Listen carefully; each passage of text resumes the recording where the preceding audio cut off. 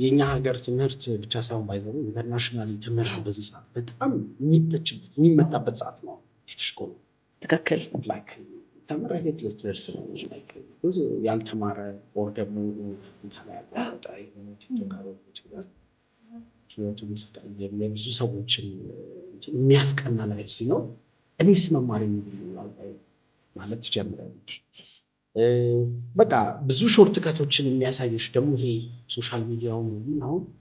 ዓለም በቃ ኪሳችን ውስጥ ናት፣ ስልካችን ላይ ናት እና ማን ምን እየሰራ ማን ምን ላይፍ እየኖረ እንዳለ ስለሚያሳይሽ በቃ አንቺ ጋር ያለውን ቫልዩ ለማየት እድል አይኖርሽ እና ኤዱኬሽን ደግሞ ሎንግ ተርም ኢንቨስትመንት ማለት በአንድ ጊዜ የሚከፍል ነገር አይደለም።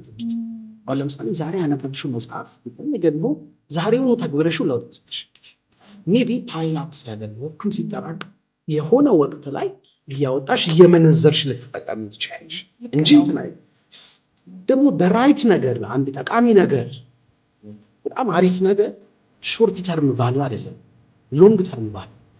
እስቲ ባከነገር ለምሳሌ አንድ ሰዎች መጠጥ ሲጠጡ ሲያጨሱ ምናምን እዛው ሾርት ተርም ሪዛልት ያለ ለምሳሌ ስትጠጪ እዛው ነው የሚያሞቅሽ፣ እዛው ነው ሙቀቱ ያለው። በቀዘው ትብስ ጨዋታው ይመጣል ይገራ ስትቀሚ እዛው ነው ወደ ሀሳብ ወደ ተመስጦ ስታጨሽ እዛው ነው መረጋጋት።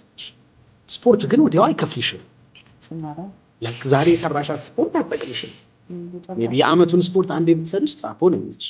ግን በየቀኑ ከፋፍለሽ ብትሰሪበት የሆነ ያህል ጤናን ይሰጥሻል። ሎንግ ተርም ትምህርት ደግሞ ከዛ ይብሳል።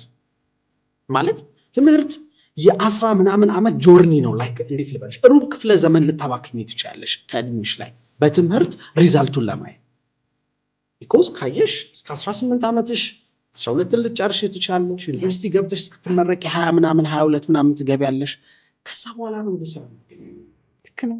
በጣም ከዛ በኋላ ነው የሆነ የልፋትሽን ውጤት ላታዩም ትችያለሽ። ደግሞ ብሩታል ነው። ላይክ ተመርቀሽም ስትወጪ ይቻለም እንደምትፈልጊው አታስተናግድሽም። ደን ዋት ነው የምትይው፣ ትፋጠጫለሽ።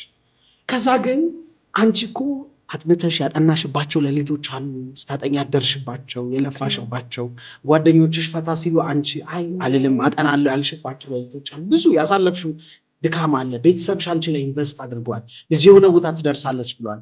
አለፍተሻል። ከብዙ ነገር ራስሽን ጠብቀሽ ዲግሪ ይዘሽ ተመረቅሽ። ግን ማንም አያልቀጥርም አለሽ። ሳሙዌር ደግሞ ከኋላሽ ስታስኮርጁ የነበረ ትከሻሽን ነካ አድርገሽ ነገር ያለሽ ልጅ መኪና ይዞ መጥቶ ትጂ ልሸኝሽ ሲልሽ ምንድን ነው የሚሰማሽ?